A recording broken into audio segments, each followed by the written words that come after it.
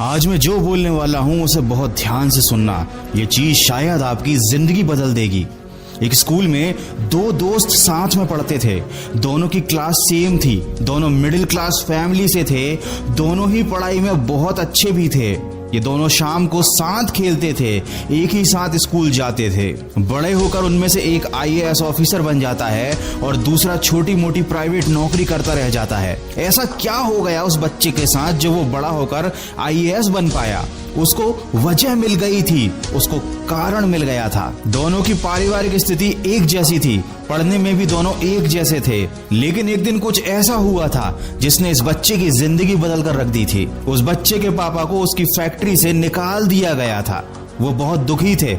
उन्होंने घर में आकर कुछ बताया तो नहीं, लेकिन बच्चे को पता जरूर चल गया। रात में उन्होंने अपने पिताजी की आवाज सुनी कि काश मेरी सरकारी नौकरी होती, मैं कोई अफसर होता, तो किसी की हिम्मत नहीं होती मुझे लात मारकर बेइज्जत करके नौकरी से निकालने की। उस बच्चे को वजह मिल गई, उसे कारण मिल गया। उसने कसम खा ली, लाल बत्ती में अपने पिताजी को शान के साथ घुमाऊंगा ताकि उनको भी मुझ पर गर्व महसूस हो। दोस्तों, जिंदगी में वजह का होना बहुत जरूरी होता है। बेवजह इस दुनिया में कुछ नहीं होता। तुम कितना ही सोच लो, कितना ही ठान लो, कितनी मोटिवेशन देख लो, लेकिन अगर तुम्हारी जिंदगी में जो तुम पाना चाहते हो उसके लिए कोई ठोस वजह नहीं है तुम्हारे पास, तो कभी भी पॉसिबल ही नहीं होगा उस सक्सेस को पाना। दोस्त, दिल में जब तड़प उठती है तो इंसान कुछ भी कर गुजरने के लिए तैयार हो जाता है। जब वो वजह उसे तड़पाती है ना, तो वो चैन से बैठने नहीं देती जब तक कि मंजिल ना मिल जाए। और आपको वजह मिलना इतना मुश्किल भी नहीं है। कभी एक बार अपने गिरेबान में झांक कर देखना।